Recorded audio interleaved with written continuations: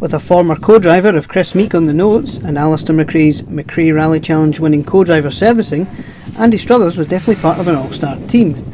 Despite a fairly trouble-free run, apart from the stages battering the wee car, he was second in class at the finish, over a minute off the pace.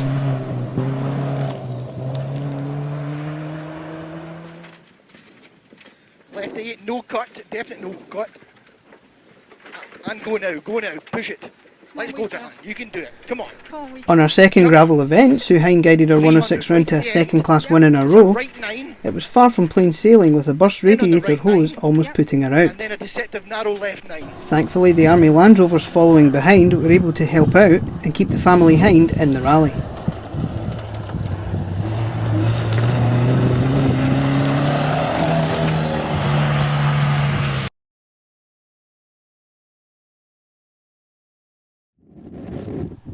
With David Wilson alongside this time out, Thomas Gray was able to grab a third Class 2 win this year.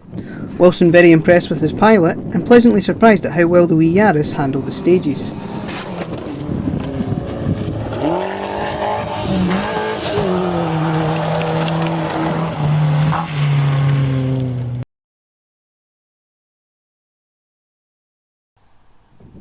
Taking the early class lead, Andy Chalmers was pushing the 205 hard on these stages.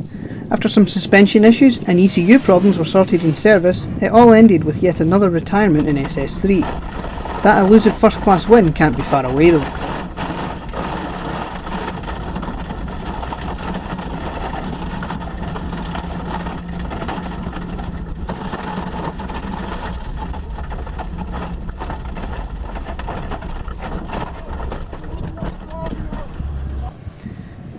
Second in class at the finish, Tariq Fazal discovered he had a broken engine mount as he left the rally start.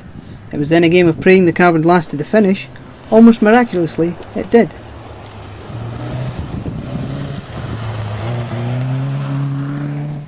Keeping his head amidst all the carnage, Simon Hay cruised to a class win, despite winning a gatepost in SS2 to increase his class points lead.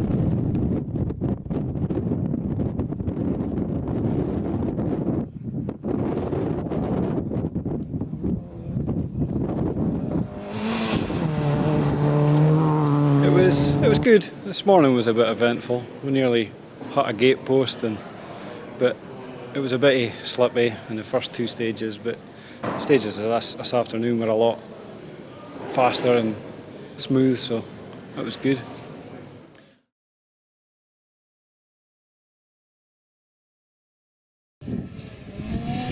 After snapping a piston on the Granite City, Jim Robertson had once again burned the midnight oil to get his C2 to the Reivers start.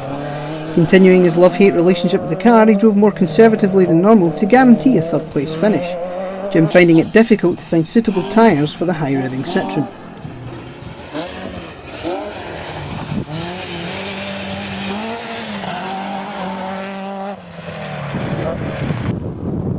Spending the entire day worrying about the Escort's gearbox, which was leaking oil, Colin Grant was amazed it held together and grabbed second in the class at the finish.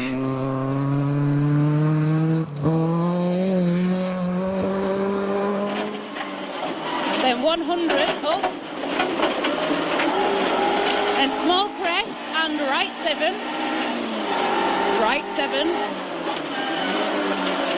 then 140, small crest and left 4. Driving the Corsa like a sunbeam, not logical but it seems to work. Alec Curran and Heather Grisedale romped to the first class win of the season by over a minute and a half to consolidate the class lead after the first stage retirement of rival Scott Macbeth's Nova. So well done today, you two. This is your first class win of the season. Yes, and it's been quite a good one. Yes. How have you found the stages? First stage was quite rough. There was lots of oohs and ahs as we were going through. 3, really enjoyed 3. Really enjoyed 3. 2 and 4 were all right as well. So just pity about losing half a 5, but it's these things, isn't it? So. And the next event's fairly local for yourself. It's Dumfries. Yep, Scottish. So. What's your plan for that then? Just go out and do the same again, maybe. Just try, I think. Mr. Consistency. Yes, Steady consistent. Yeah. So, that's what I'll be doing, I think. Yeah. Perfect. Well done today. Thank you very much. Thank you. Thank you.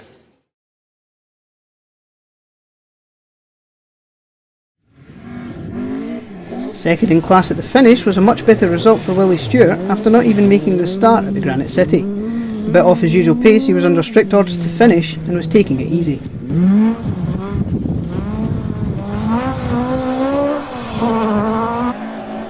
Not taking it easy, Steve Bannister and Louise Ray spent the day annoying the four-wheel drive cars, grabbing 12th overall and the top two-wheel drive honours after another fantastic drive.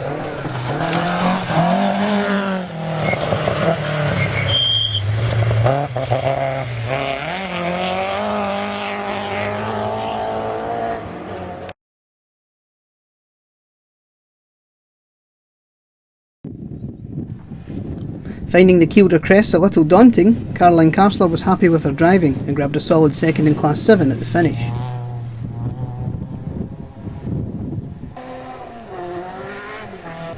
Despite flattening the exhaust on stage 2, Ross MacDonald and Matthew Johnson blasted home to a Class win by over 5 minutes in the Civic Type R.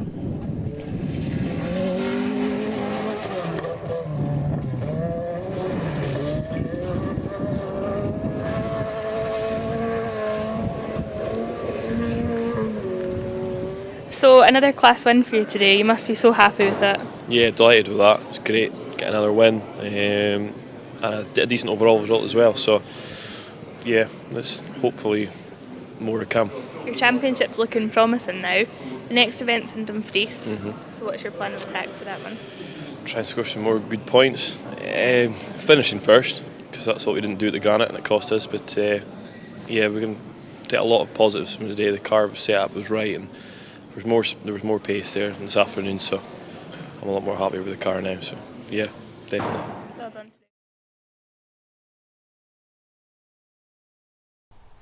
today. Taking his first finish since he returned to Escort power, Grant Inglis spent the day relearning the rear-wheel drive game. Oil pressure worries were not enough to stop him grabbing second in class at the finish. 300. That's flashing. Long crest, 200 down. Into turn right 9. You're all there yet.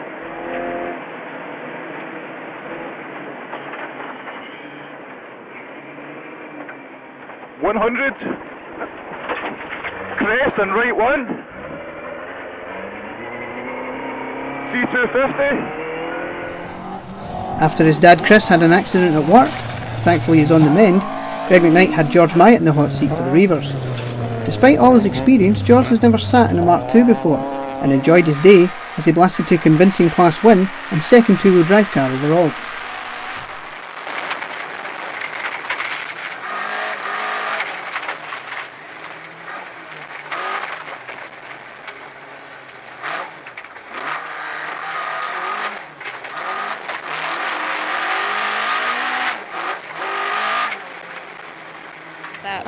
Oh, really happy. We needed that to get the championship back on track.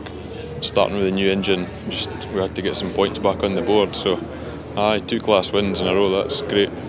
And next up, the championship heads to Dumfries, which is local for you. Local rally, can't wait. Really looking forward to it. I enjoy the Scottish.